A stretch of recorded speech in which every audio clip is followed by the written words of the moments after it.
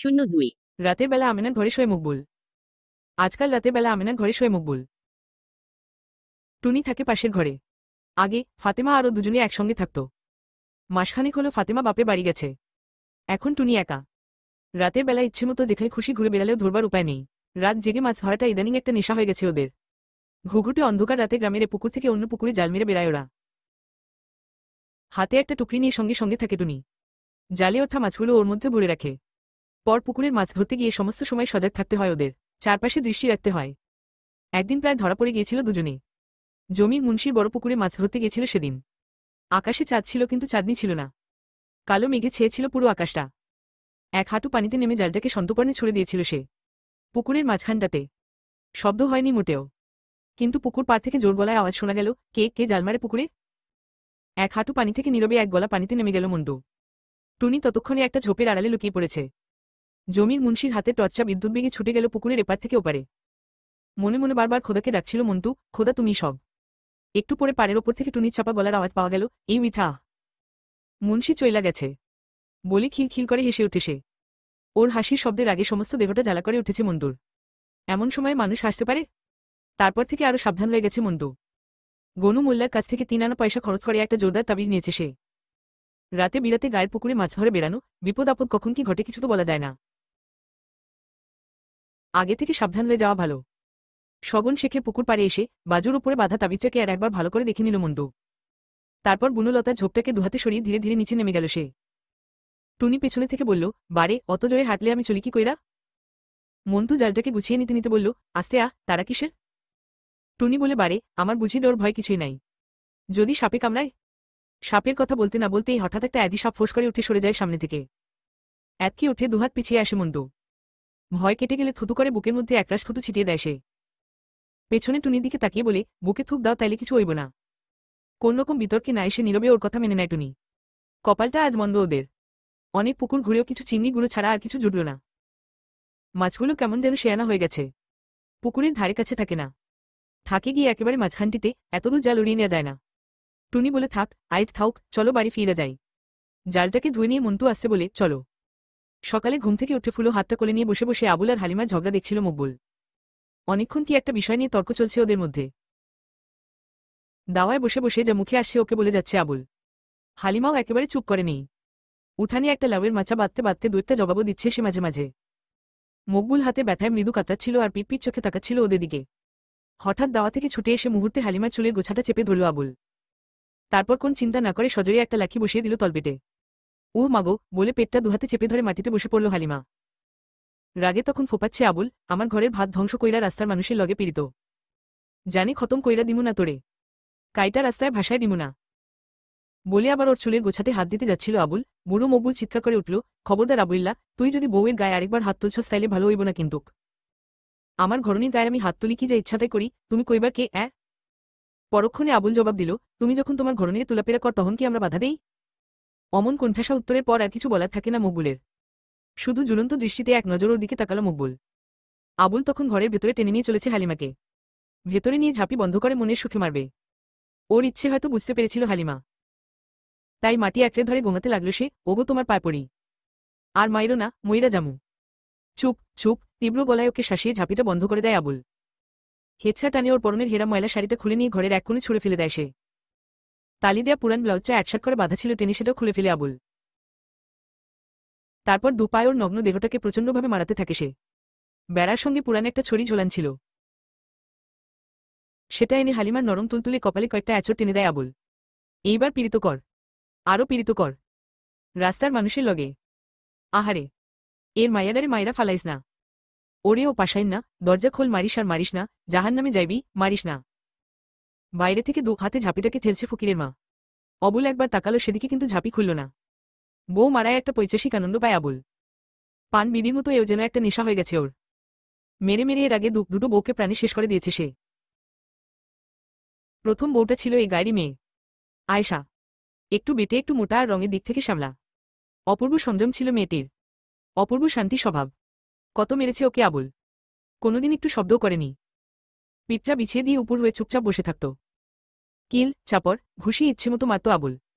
একটা সামান্য প্রতিবাদ নেই, প্রতিরোধ নেই। শুধু আড়ালে নীরবে চোখের পানি ফেলত মেয়েটা। তারপর একদিন ভীষণভাবে রক্তবমি শুরু হলো ওর। জমার বাঁধা কালো কালো রক্ত। ঘণ্টা দুয়েকের মধ্যে মারা গেল আয়েশা। আয়েশা টিকেছিল বছর তিনেক। তার পরেরটা কিন্তু ওর চাইতেও কম, মাত্র 2 বছর। অবশ্য জমিলার মাত্র 2 বছর টিকে থাকার পেছনে একটা কারণ আছে।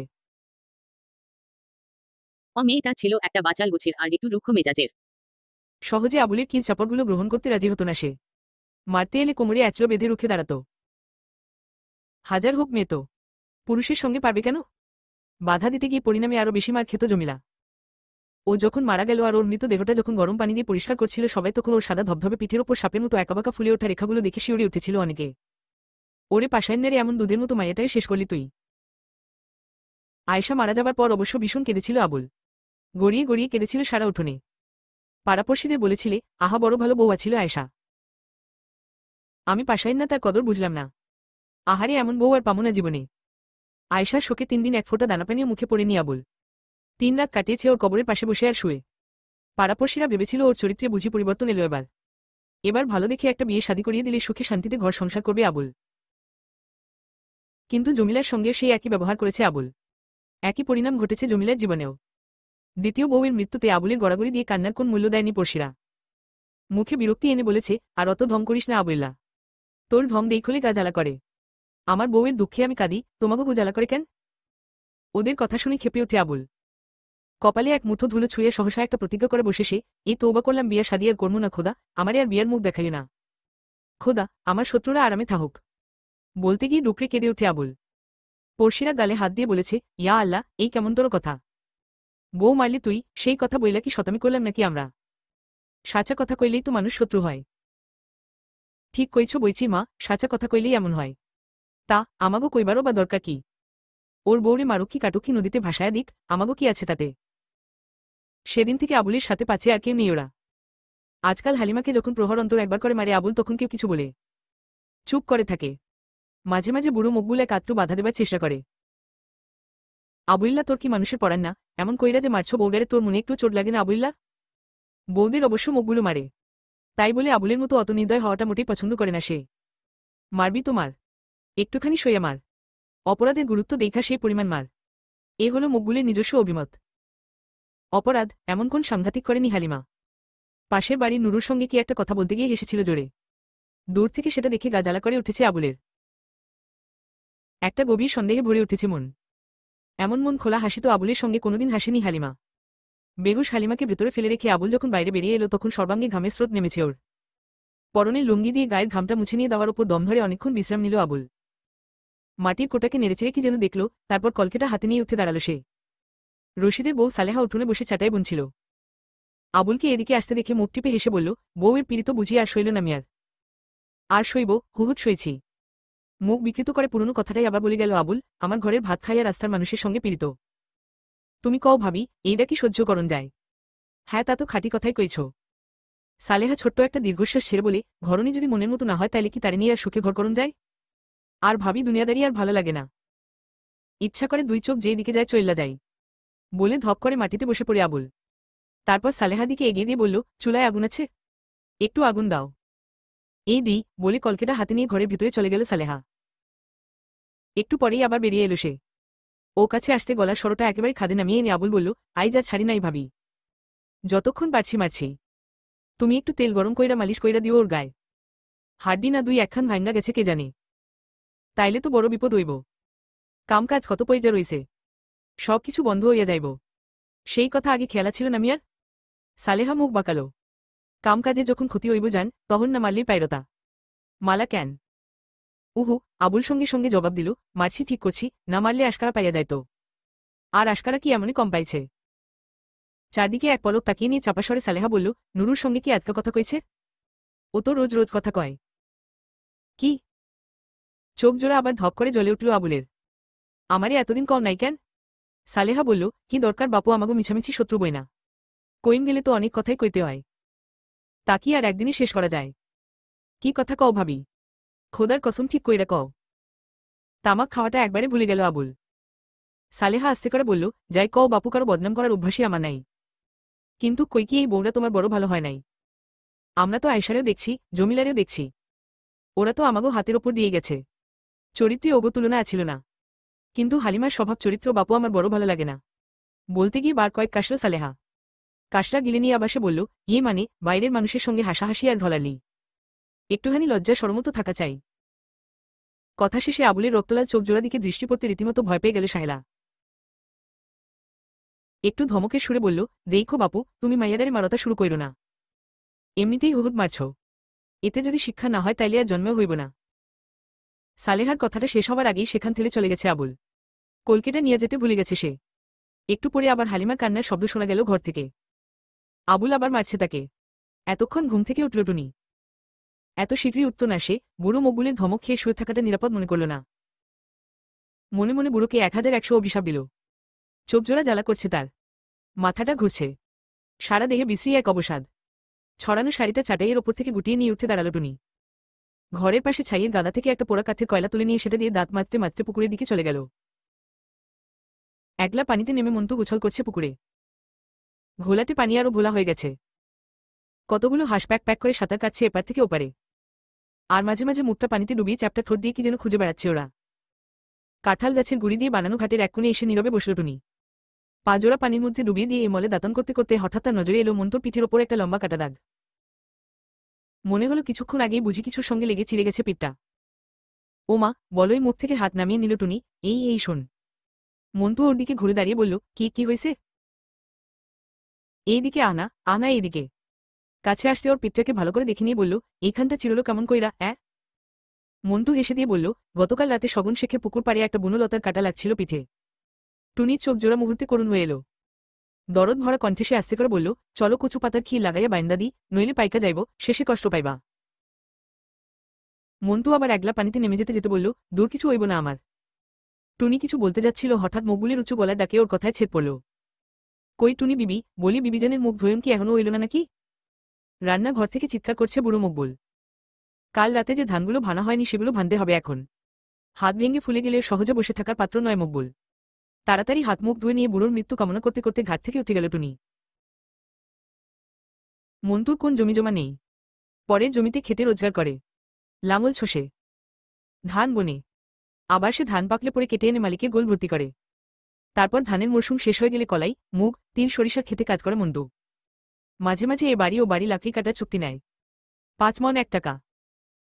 কোন কোন দিন 8-9 মণ লাকড়িও কেটে ফেলে সে। মাঝে কিছুকাল মাঝে বাড়ি নন্তু শেখের ছেলে করিম শেখের সঙ্গে নৌকা বেছিল মন্তু। নৌকায় পাল তুলে অনেক দূরের গঞ্জে চলে যেত ওরা।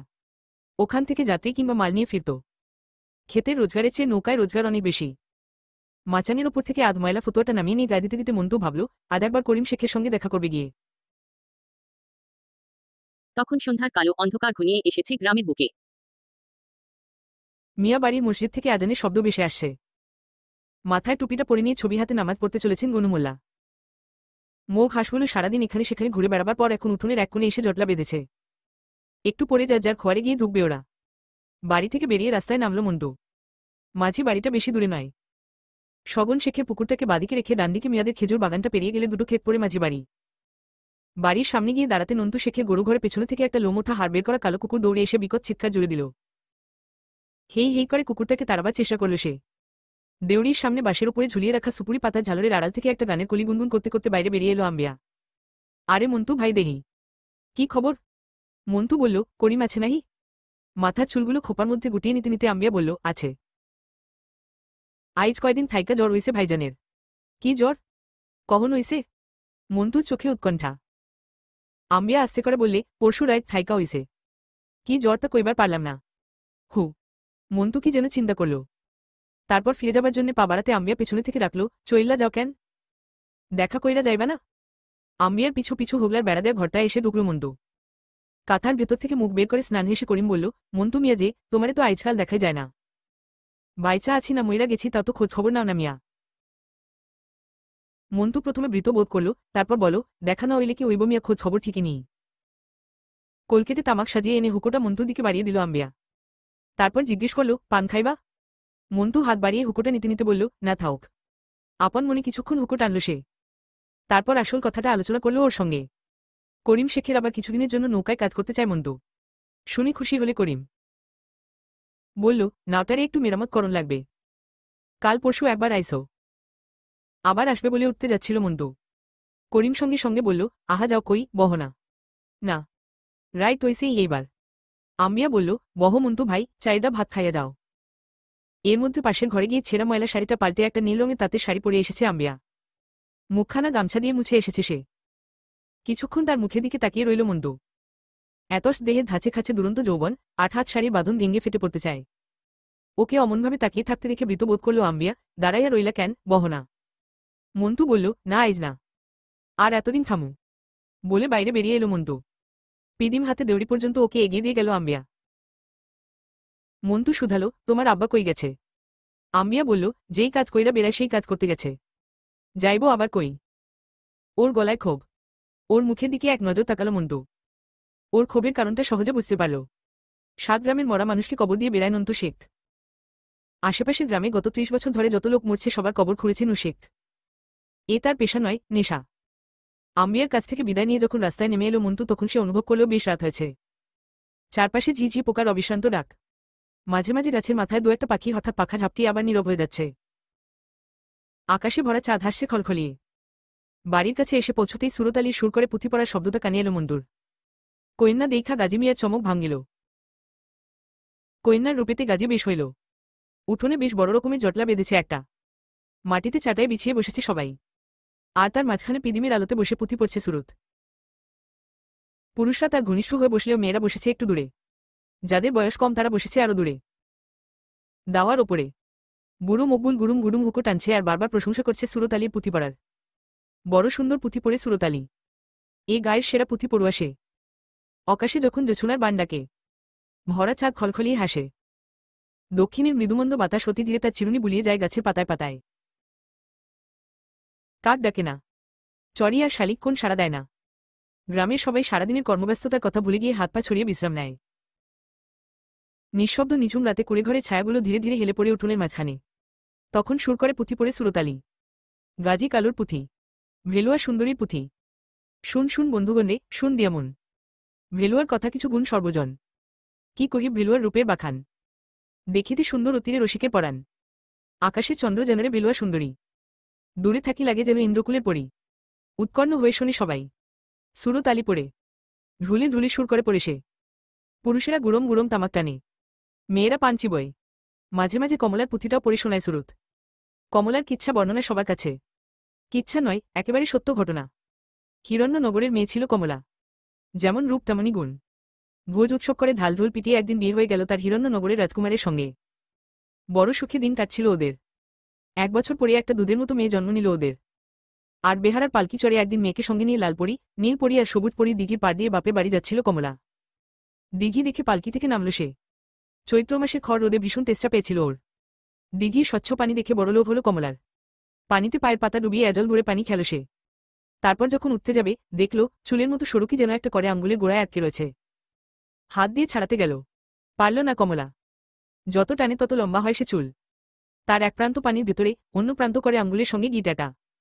ছাড়াতে পারে না কমলা, এগুতেও পারে না। এগুতে গেলে পানির ভেতর চুলে টান পড়ে।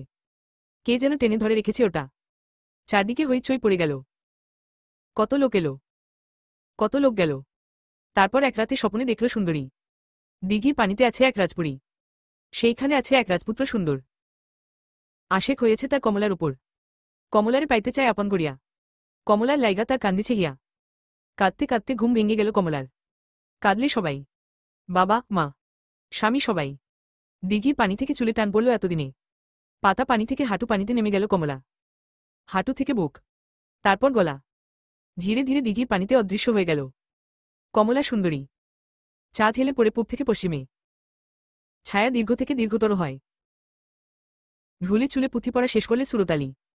হিন মুয়াজ্জিম কহেরেউন সর্বজন। কমলা সুন্দরীর কিচ্ছা হইল সমাপন। ভুল চুক হইলে মরে লইবেন কিমিয়া।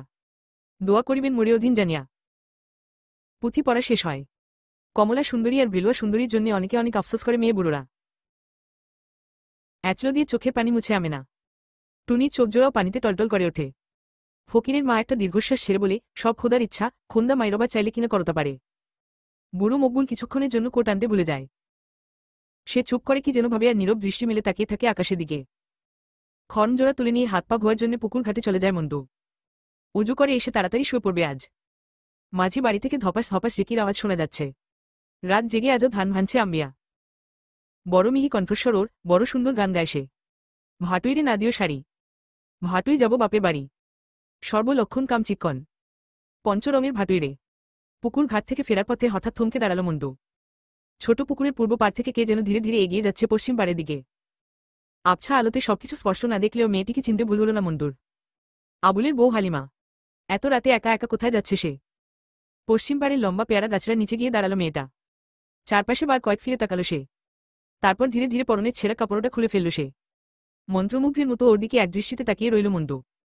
হাত পাগুলো কেমন যেন ঠান্ডা হয়ে আসছে ওর। পরনের কাপড় খুলে তার একটা প্রান্ত পেয়ারা গাছের মোটা ডালটার সঙ্গে বাঁধল হালিমা। আরেকটা প্রান্ত নিজের গলার সঙ্গে পেঁচিয়ে কি যেন পরখ করল সে। মন্টুর আর বুঝতে বাকি রইল না, গলায় ফাঁস দিয়ে মরতে চায় হালিমা। এই দুনিয়াটা বোধহয় অসহ্য হয়ে উঠেছে ওর কাছে, তাই আর বাঁচতে চায় না ও। মন্টু এ মুহূর্তে কি করবে ভেবে উঠতে পারছিল না। হঠাৎ ওকে অবাক করে দিয়ে গলার ফাঁসটা খুলে ফেলে আপন মনে কেঁদে উঠল হালিমা। পেয়ারা গাছটাকে দুহাতে জড়িয়ে ধরে অনেকক্ষণ ফুপিয়ে ফুপিয়ে কাঁদল সে। হয়তো বাবা মার কথা মনে পড়েছে ওর, কিংবা দুনিয়াটা অতি নির্মম হলে ছেড়ে যেতে ইচ্ছে করছে না হয়তো। এর মধ্যে বার চারেক গলায় ফাঁস পড়েছে আর খুলেছে হালিমা। ওর অবস্থা দেখে অতি দুঃখে হাসি পেল মন্টুর। ধীরে ধীরে ওর খুব কাছে এগিয়ে গেল সে। তারপর আকস্মাত ওর একখানা হাত চেপে ধরল মন্টু। একটা করুণ উক্তির সঙ্গে সঙ্গে চমকে উঠে ঘুরে দাঁড়ালো হালিমা। বড় বিষণ্ণ চাহনি ওর। অনেকক্ষণ কারো মুখ দিয়ে কোন কথা বেরোলি না। বোবার মতো দাঁড়িয়ে রইল দুজন। ঈষৎ চাঁদের আলোয় মন্টু দেখল হালিগার নাক আর চোখ দুটো অসম্ভব রকম ফুলে গেছে। এত মার মেরেছে ওকে আবুল। মন্টু শিউরে উঠল। তারপর কি বলতে যাচ্ছিল সে, হঠাৎ এক ঝটকায় ওর মুঠো থেকে হাতখানা ছাড়িয়ে নিয়ে একটা চাপা কান্নার সঙ্গে সেখান থেকে ছুটে পালিয়ে গেল হালিমা। বোবা দৃষ্টি মেলে সেদিকে তাকিয়ে রইল মন্টু। পুকুর পাড় থেকে ফিরে এসে উঠোন পেরিয়ে নিজের ঘরের দিকে এগিয়ে যাচ্ছিল সে। চেয়ে দেখে ঘরের দাওয়ায় বসে পুঁথির কথাগুলো গুনগুন করছে টুনি। দাওয়া থেকে নেমে এসে টুনি শুধালো, কোথায় গিছলাম ইয়া? তোমারে আমি খুঁজা মরি। শোবার ঘর থেকে মকবুল আর আমেনার গলার স্বর শোনা যাচ্ছে। রশিদ আর সালেহাও বিছানায় শুয়ে শুয়ে কি নিয়ে যেন আলাপ করছে নিজেদের মধ্যে। সুরত আলীর ঘরে সবাই ঘুমিয়ে পড়েছে। আবুল আর হালিমার ঘরেও কোন বাতি নেই। মন্টু সহসা টুনির কথার কোন জবাব দিল না। টুনি আরও কাছে এগিয়ে এসে বলল, এখনই ঘুমাইবা বুঝি? মন্টু বলল, হু। শরীরটা আইজ ভালো নাই। কেন, কি হইছে? টুনির কণ্ঠস্বরে উৎকণ্ঠা। জোর হয় নাই তো? মন্টু বলল, না এমনি খারাপ লাগতাছে। মন্টু বলল, আজ থাক, কালকা জামু। টুনি কি যেন ভাবল। ভেবে বলল, পরশু দিনকা আমি বাপের বাড়ি চইলা যামু। তাই নাহি? হু। বাপজানের অসুখ, তাই। অসুখের কথা কার কাছ থাইকা শুনলা? ওর মুখের দিকে তাকালো মন্টু। টুনি আস্তে করে বলল, বাপজান লোক পাঠাইছিল। উঠোনের মাঝখানে দুজন কিছুক্ষণ নীরবে দাঁড়িয়ে রইল ওরা। একটু পরে মন্টু নীরবতা ভাঙল, পরশু থাইকা আমিও নাও বাইতে যাইতাছি। কোনহানে যাইবা? টুনি সোৎসাহে তাকালো ওর দিকে। মন্টু বলল, কোনহানে যাই ঠিক নাই। করিম শেখে নাও। সে যেই হানে নিয়ে যায় সেই হানেই যামু। টুনি বলল, তোমার নাই আমারে বাপের বাড়ি পৌঁছাইয়া দিবা? বলে ওর মুখের দিকে তাকিয়ে রইল টুনি। সহসা কোন জবাব দিতে পারে না মন্টু। তারপর ইতস্তত করে বলে, অনেক রাত হইছে, এইবার ঘুমাও গিয়া। বলে উত্তরের অপেক্ষা না করেই নিজের ঘরের দিকে এগিয়ে যায় মন্টু। পরদিন অনেক বেলা করে ঘুম ভাঙল মন্টুর। বাইরের উঠোনে তখন কি একটা বিষয় নিয়ে প্রচণ্ড ঝগড়া বাঁধিয়েছে আমেনা আর সালেহা। অকথ্য ভাষায় পরস্পরকে গলাগলি দিচ্ছে ওরা। গনু মোল্লার ঘরের সামনে একটা বড় রকমের ভিড়। গ্রামের অনেক ছেলে বুড়ো এসে জমায়েত হয়েছে সেখানে। ব্যাপারটা কি প্রথমে বুঝতে পারল না মন্টু। পরে বুড়ো মকবুলের মেয়ে হিরোনির কাছ থেকে শুনল সব। মজু ব্যাপারী মেয়েটাকে ভূতে পেয়েছে। ভূত তাড়াবার জন্য ওকে গনু মোল্লার কাছে নিয়ে এসেছে সবাই। ব্যাপারীর ছোট ভাইকে সামনে পেয়ে মন্টু শুধালো, কি মেয়ে ভূতে পাইল কহনে? ব্যাপারীর ভাই আদ্যন্ত জানালো সব। কাল ভোর সকালে পরীর দিঘির পাড়ে শুকনো ডাল পাতা কুড়াতে গিয়েছিল মেয়েটা। দুপুর গড়িয়ে বিকেল হলো, মেয়ে আর ফিরে না। ওদিকে মেয়ের মা তো ভেবেই আকুল। বয়স্কা মেয়ে, কে জানে আবার কোন বিপদে পড়ল।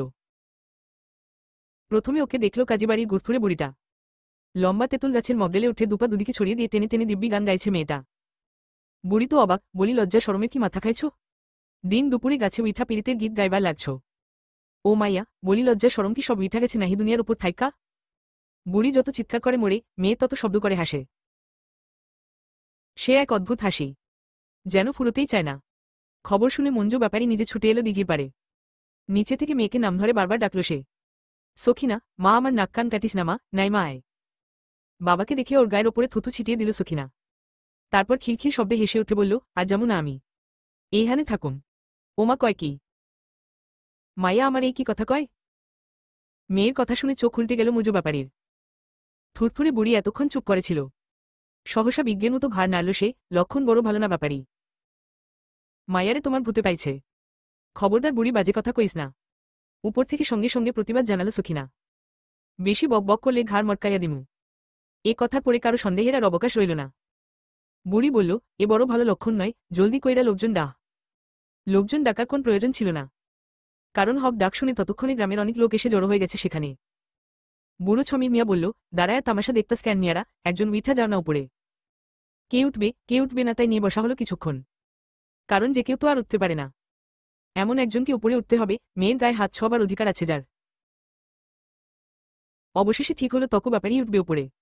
মেয়ের আপন চাচা হয় সে, সুতরাং অধিকারের প্রশ্ন আসে না। তকু ব্যাপারীকে উপরে উঠতে দেখে খেপে গেল সখিনা। চিৎকার করে ওকে শাসাতে লাগলো সে, খবরদার খবরদার ব্যাপারী, জানে খতম কইরা দিমু। বলে ছোট ছোট ডালপাতা ছিঁড়ে ছিঁড়ে ওর ঘাড়ের ওপরে ছুঁড়ে মারতে লাগলো সে। তারপর আকস্মাৎ এক লাফে দিঘির জলে ঝাঁপিয়ে পড়ল মেয়েটা। অনেক কষ্টে দিঘির পানি থেকে পাড়ে তুলে আনা হলো তাকে। কলসি কলসি পানি ঢালা হলো মাথার ওপর। তারপর যখন জ্ঞান ফিরে এলো সখিনার তখন সে একেবারে চুপ হয়ে গেছে। তারপর থেকে একটা কথা বলেনি সখিনা, একটা প্রশ্নের জবাব দেয়নি সে। তাই আজ সকালে গনু মোল্লার কাছে নিয়ে এসেছে ওকে, যদি ভূতটাকে কোন মতে তাড়ানো যায়। নইলে মেয়েটাকে বাঁচিয়ে রাখা অসম্ভব হবে। ব্যাপারীর ভাইয়ের কাছ থেকে সবকিছু শুনল মন্দ। গনু মোল্লার ঘরের দিকে তাকিয়ে দেখল একটা সাদা কাপড়কে সর্ষের তেলের মধ্যে ডুবিয়ে নিয়ে তার মধ্যে আগুন ধরিয়ে সেই কাপড়টাকে সখিনার নাকের ওপর গনু মোল্লা ধরেছে আর চিৎকার করে বলছে, কোনহানে থাইকা আইস শিগগির কইরা ক, নইলে কিন্তু ছাড়মু না আমি। ক শিগগির। সখিনা নীরব। তার ঘাড়ের ওপর চেপে থাকা ভূতটা কোন কথাই বলছে না। মন্টু আর দাঁড়াল না সেখানে। ঘরের পিছন থেকে একটা নিমের ডাল ভেঙে নিয়ে দাঁতন করতে করতে পুকুর ঘাটে চলে গেলে সে। পুকুর পাড়ে পেয়ারা গাছের নিচে লাউ গাছগুলোর জন্য একটা মাচা বাঁধছে হালিমা। এখন দেখলে কে বলবে যে ওই মেয়েটা এই গতকাল রাতে ওই পেয়ারা গাছটার ডালে গলায় কাপড় বেঁধে আত্মহত্যা করতে গিয়েছিল। ওর দিকে চোখ পড়তেই কিছুক্ষণ এক দৃষ্টে তাকিয়ে থেকে তারপর আবার মাচা বাঁধতে লাগলো হালিমা। নৌকাটা ঘাটে বেঁধে রেখে একগাদা কাদা ডিঙিয়ে পড়ে উঠে আসে ওরা। মন্টু আর করিম শেখ। হাটের এক কোণে মনোয়ার হাজি চায়ের দোকানে বসে গরম 2 কাপ চা খায়। হাটের নাম শান্তির হাট, কিন্তু সারাদিন অশান্তিই লেগে থাকে এখানে। দূর দূর বহুদূর গ্রাম থেকে লোক আসে সওদা করতে। খুচরো জিনিসপত্রের চেয়ে পাইকারি জিনিসপত্রের বিক্রি অনেক বেশি। এখান থেকে মালপত্র কিনে নিয়ে গ্রামে গ্রামে আর ছোট ছোট হাট বাজারে দোকানিরা দোকান চালায়। মাঝে মাঝে 2-1টা সার্কাস পার্টিও আসে এখানে। তখন সমস্ত পরগনায় সাড়া পড়ে যায়। দলে দলে ছেলে বুড়ো মেয়ে এসে জড়ো হয় এখানে। দোকানিদেরও তখন খুশির অন্ত থাকে না। জোর বিক্রি চলে। নদীর পাড়ের ভরার জায়গাটায় কয়েকটা দোচালা ঘর তুলে নিয়ে সেখানে হোটেল খোলে কেউ। ভিড় লেগেই থাকে। মানর হাজির সঙ্গে করিম শেখের অনেক দিনের খাতির। এ হাটে এলে একমাত্র হাজির দোকানেই চা খায় করিম। হাজিও বাইরের কোথাও যেতে হলে করিম শেখের না ছাড়া অন্য কারো নৌকায় যায় না। চায়ের পয়সা দিতে এলে হাজি একমুখ হেসে শুধালো, কি মিয়া খবর সব ভালো তো? করিম শেখ বিরক্তির সঙ্গে বলল, আর খবর, হাঁপানি হয়া মরছি। আহা, ওইডা আবার কখন থাইকা হইল? হাজার কণ্ঠে আন্তরিকতার সুর। তা মিয়া হাঁপানি নিয়া না বাইলেই পারতা। কি আর কর্মু ভাই, পেট তো চলে না। করিম শেখ হাসতে করে বলল, পেট তো ঠান্ডা গরম কিছু মানে না। মন্টুকে নিয়ে বাইরে বেরিয়ে আসে করিম। কিছুক্ষণ হাটের মধ্যে ঘোরাফেরা করে ওরা। আকাশটা অন্ধকার। সেই অন্ধকারে লুকিয়ে রয়েছে দুপাশের গ্রামগুলো। মাঝে মাঝে 2-1টা মিটমিটে বাতি দেখে বোঝা যায় গেস্থদের বাড়ি গেল একটা। কিংবা হঠাৎ কোথাও একসার বাতি দুলতে দুলতে এগিয়ে যেতে দেখলে চোখ বন্ধ করে বলে দেয়া যায় হাট থেকে ফিরছে ওরা হাটুরের দল। মাঝে মাঝে 2-1টা শিয়াল আর অনেকগুলো কুকুরের দলবাঁধা ডাক শোনা যায়। আর উজান নদীর একটানা কলকল শব্দ। হঠাৎ গলা ছেড়ে গান ধরে মন্টু। আশা ছিল মনে মনে প্রেম করিমু তোমার শনে, তোমায় নিয়ে ঘর বাঁধিমু গহীন বালুর চরে। গানের সুর বহুদূর পর্যন্ত প্রতিধ্বনিত হয়। করিম শেখ হুকোটা এগিয়ে দেয় ওর দিকে, নাও মিয়া তামুক খাও। হাত বাড়িয়ে হুকোটা নেয় মন্টু। গুডুম ডুম টান মারে হুকোতে। তারপর আবার গান ধরে, আশা ছিল মনে মনে। গান শুনে করিম শেখের মনটা উদাস হয়ে যায়। ও বলে, এইবার এক বিয়ার শাদী কর্ম ঠিক করছি। একা একা আর ভালো লাগে না। মন্টু গান থামিয়ে কিছুক্ষণ তাকিয়ে থাকে ওর দিকে।